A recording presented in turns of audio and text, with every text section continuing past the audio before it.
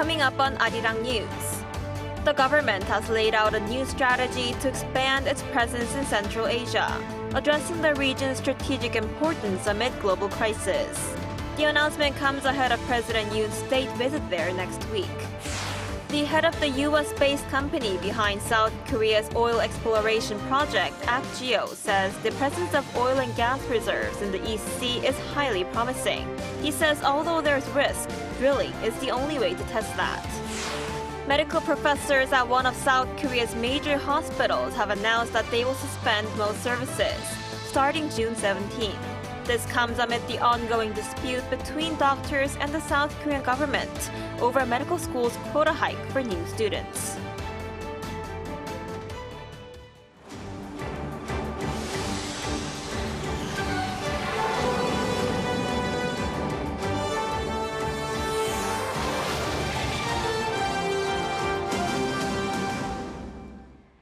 Good evening, it's 9 p.m. here in Seoul. Thank you for joining us on Arirang News. We begin with the president's upcoming state visits to 3 Central Asian countries next week, with the aim of expanding the nation's diplomatic horizon. The top office released a strategy toward the region dubbed the K-Silk Road. Our presidential office correspondent Kim Do-yeon explains. South Korea has laid out a new strategy dubbed the K-Silk Road to expand its presence in Central Asia, a region with abundant critical minerals and a young population. The announcement came on Friday, just 3 days before President Yoon Sung-yeol leaves for his state visits to Turkmenistan, Kazakhstan, and Uzbekistan. The K-Silk Road initiative envisions to jointly endow Korea and Central Asia with freedom, peace, and prosperity. The initiative is summarized by the acronym ROAD. The R stands for cooperation and resources, such as energy sources and critical minerals. O stands for official development assistance with cooperation with the public sector.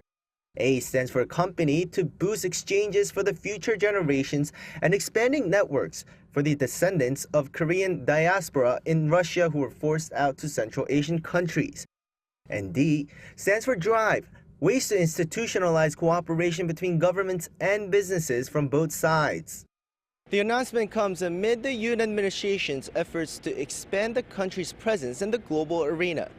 President Yoon just hosted the Korea-Africa Summit and last year hosted the Korea-Pacific Islands Summit.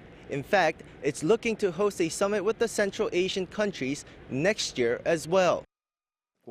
Central Asia, once the heart of the ancient Silk Road, is a strategic hub connecting Europe and Asia. Its strategic importance has increased amid the spread of global complex crises, such as the war in Ukraine and conflicts in the Middle East. A brief itinerary of Yoon's state visits to the region was also announced as he embarks on his first overseas trip of this year. Leaving on June 10th, the first stop is Turkmenistan. As he lands, the official state visit starts right away with an official welcoming and state dinner. He leaves for Kazakhstan the day after for a 3-day state visit. There, he will have a business forum and meet with ethnic and overseas Koreans as well as having a summit with his Kazakh counterpart. He will be in Uzbekistan starting the 13th. On top of regular state visit engagements, he's set to meet with entrepreneurs who are part of programs supported by the South Korean government. Since establishing diplomatic relations in 1992, our country has steadily expanded economic cooperation with Central Asia. However, the scale and quality of this exchange still falls short of its potential. President Yoon's visit to Central Asia is expected to serve as a catalyst for significantly expanding and restructuring the economic cooperation between Korea and Central Asia.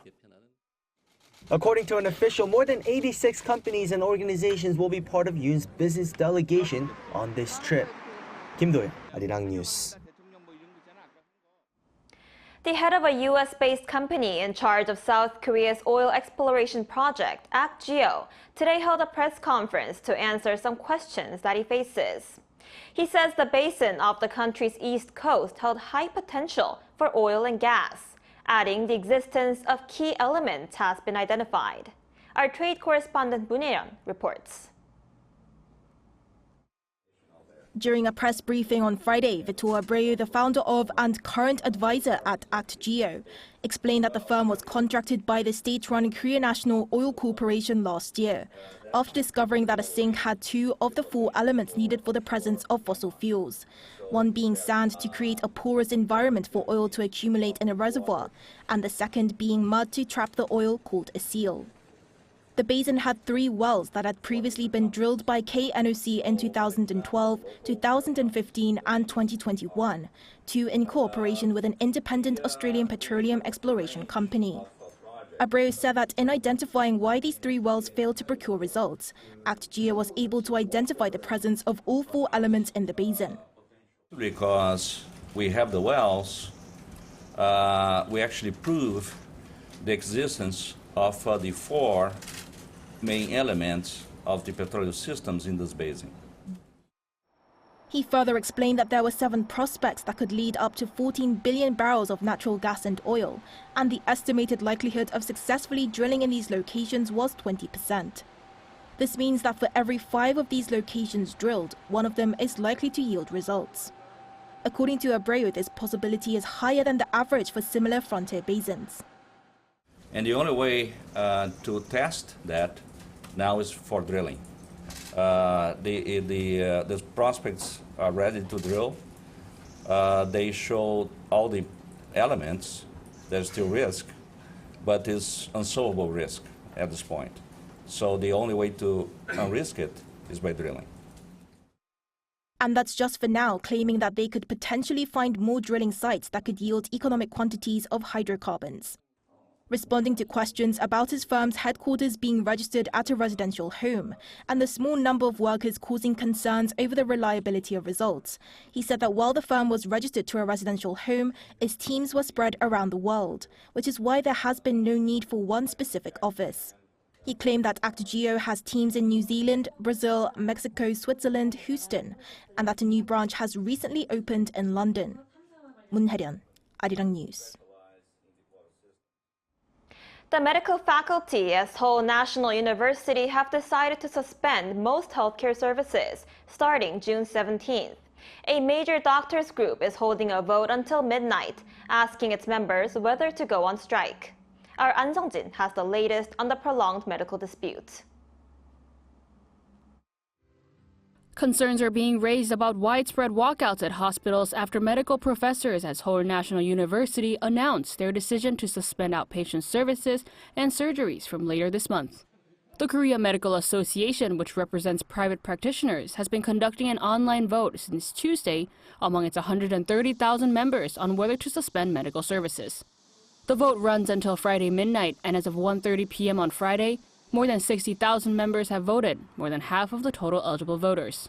Based on the voting results, the KMA is set to hold a meeting on Sunday and announce whether they will halt medical services and when such a halt in services will start. This comes after the Emergency Committee of Professors at Seoul Medical University and Seoul National University Hospital announced on Thursday that all departments, excluding essential departments such as emergency and intensive care units, will suspend outpatient services and surgeries starting June 17th. The decision was made following a vote conducted with professors at 4 hospitals affiliated with Seoul National University. The Emergency Committee said that the suspensions will continue until the government completely withdraws administrative actions against residents and carries out measures to bring the current situation back to normal. The Health Ministry expressed deep regrets over the professors' decision, saying that amid the increasing number of patients, the indefinite suspension of medical services prompts serious concerns. The South Korean government on Tuesday announced that it will halt administrative procedures against trainee doctors, such as license suspension for trainee doctors who return to work. The professors at Seoul National University are demanding a complete withdrawal of administrative actions and not just a suspension. The government also announced on the same day that it will allow hospitals to accept residents' resignation letters, giving them the option to look for work at other hospitals. An Sung-jin, Arirang News. In other news, an advisory body to a committee of UNESCO has withheld the nomination of a controversial former Japanese gold mine for World Heritage designation, demanding additional documents. South Korea says the listing decision depends on how Japan responds to Seoul's demand for Tokyo to fully reflect on Stark history. Sado mine, located on the island of Sado off Japan, has long been a thorn in bilateral relations between Seoul and Tokyo.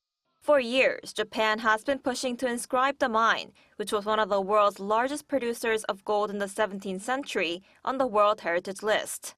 But its bid has sparked immense protests from South Korea over the lack of historical context. This is because the Sado mine is a place where thousands of Koreans were forced into harsh labor during Japan's colonial rule of the peninsula from 1910 to 1945, according to historical documents. On Thursday, Japan announced that the International Council on Monuments and Sites, an advisory body to the UNESCO World Heritage Committee, recommended that the mine be withheld from World Heritage designation, demanding additional documents. This comes after Japan applied for the inscription of the controversial mine for the second time in January last year, after its previous submission in February 2022 was turned down, again due to incomplete documents. In response, Seoul's foreign ministry officials said Friday that South Korea's decision on whether or not to oppose the listing of the mine as World Heritage depends on Japan's actions. The official added that the South Korean government is considering not blocking a consensus from being formed if it determines that Seoul's position is fully reflected on the matter. An inscription requires over 2/3 of votes from 21 member states of the World Heritage Committee, but it's customary for the final decision to be delivered upon consensus. Seoul's foreign ministry says its objective is to reach an agreement between both governments and avoid a situation where this will end up in a vote. An expert says that it's important for South Korea to keep pressing Japan to include a full account of the mine's history. It's important to include the entire history of the place in order for it to be listed as a UNESCO World Heritage Site, but I think the biggest problem is that Japan only included a specific period that suits its taste in describing the history of the Sado mine. So the Korean government must continue to make diplomatic efforts, and most importantly, work needs to be done for the world to know about this. Japan is seeking to have the inscription approved next month, when the final decision will be announced at a meeting in New Delhi. It's time to say goodbye to South Korea's F-4 Phantom fighter jets. After 55 years of safeguarding the country's airspace, the Phantoms have now retired and become history. Our defense correspondent Choi Min-jung gives the highlights of the retirement ceremony. An era has come to an end as South Korea's F-4 Phantom fighter jets completed their final flights over the Korean peninsula. A fleet of Phantoms took off from their home base in Suwon on Friday, marking an end to 55 years of dedicated service. Also called the Goblin of the Sky, the first Phantoms joined the Republic of Korea Air Force in 1969. And since their first introduction, the South Korean Air Force has operated a total of around 200 Phantoms. In his congratulatory remarks, Defense Minister Shin Won-sik said these jets were a game changer, which boosted the nation's defense capabilities against threats posed by North Korea. South Korea, the fourth country in the world to introduce the Phantoms, was able to immediately overwhelm North Korea's air power. Since then, North Korea's Air Force has been no match. The past 55 years with the Phantom have been a history of victory for South Korea. Lee Jae-woo, a retired major general who was among the pilots who flew the first fighter jets over the Pacific Ocean to Daegu Air Base in 1969, was at the site to say farewell. My last words for the Phantom: Goblin of the Sky. Goodbye, Phantom. Farewell, Phantom. The farewell ceremony ended with the defense minister awarding the Phantoms an honorable discharge to commemorate their retirement. The event also featured congratulatory flights by the Phantom successors, including the F-16, the KF-16, the FA-50, as well as the Black Eagles aerobatics team. Choi Min-jung, Arirang News.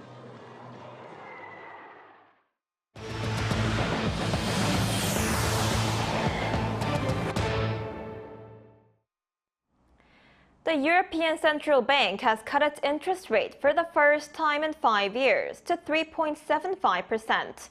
The bank's president says there is a bumpy road ahead. Our Yoon explains more.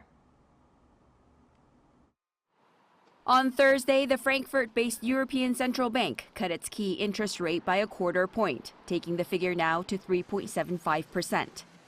This marks the bank's first such interest rate cut in 5 years.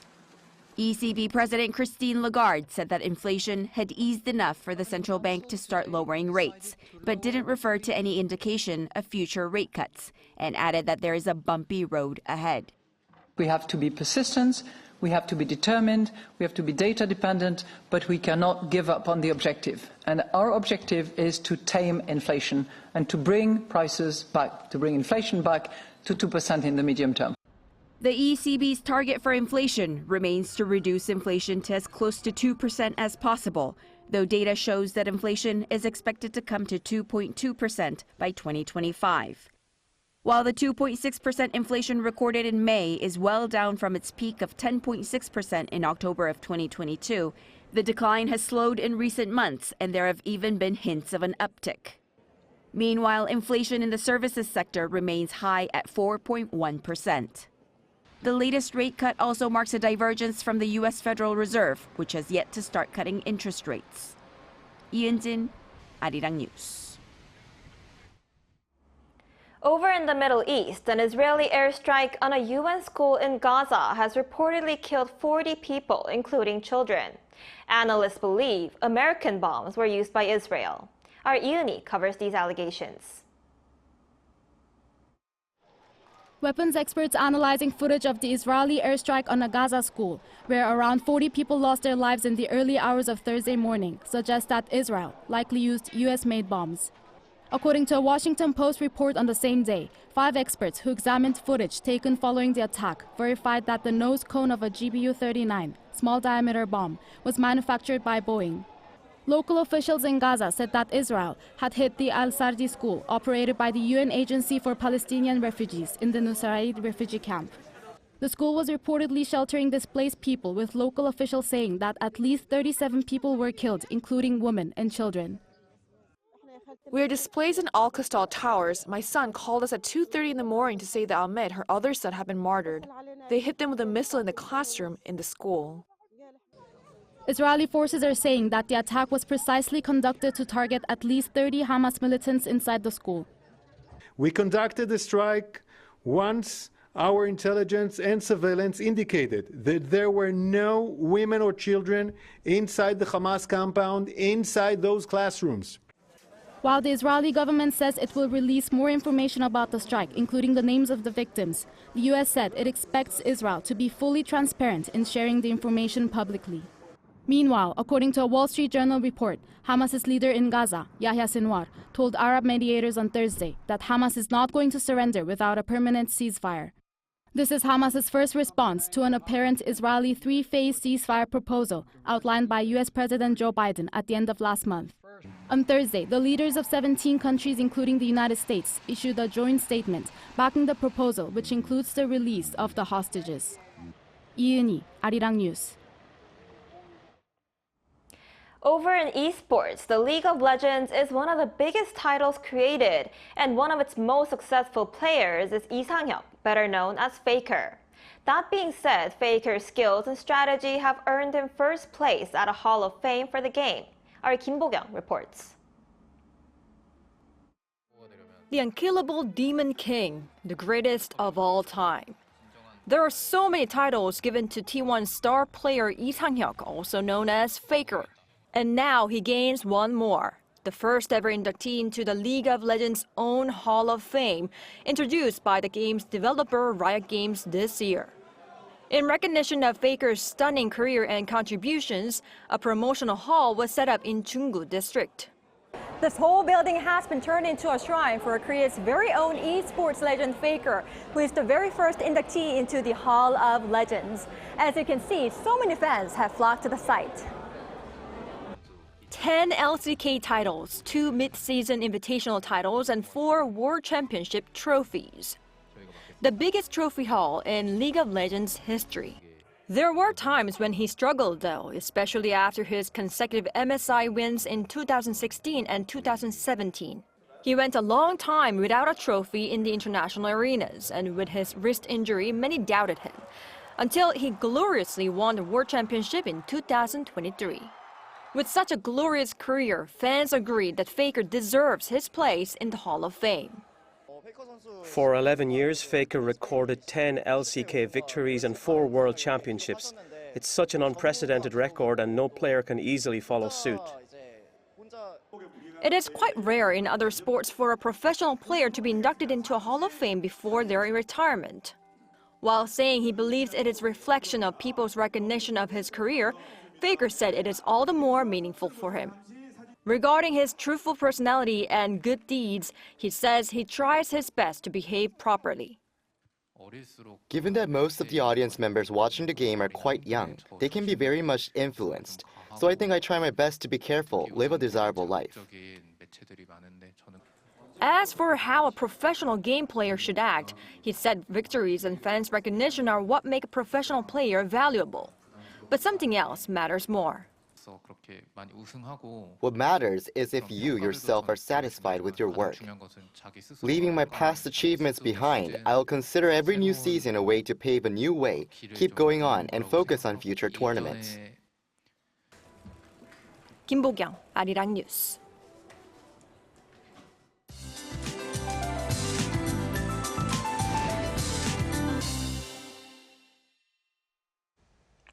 From tonight, it will start to rain on Jeju Island and the West Coast.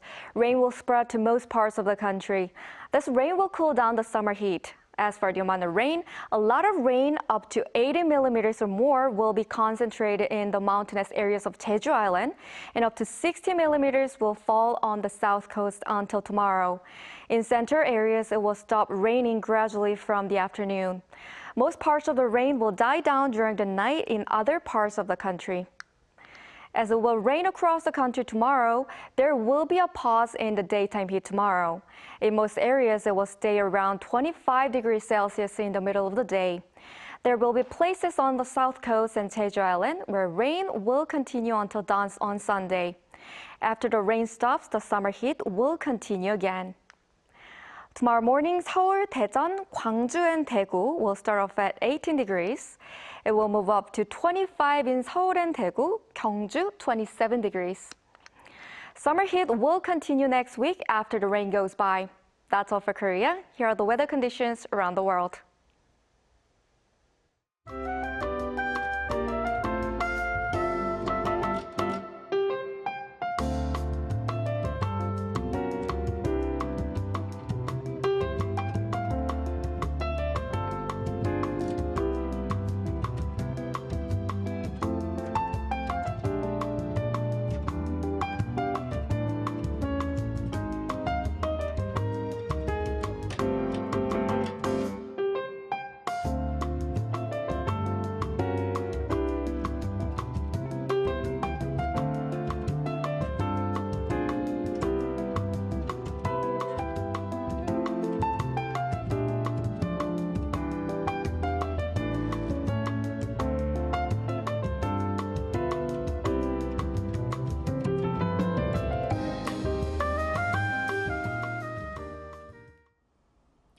That's all for this Friday night newscast. Thank you for watching. Hope everyone has a great weekend.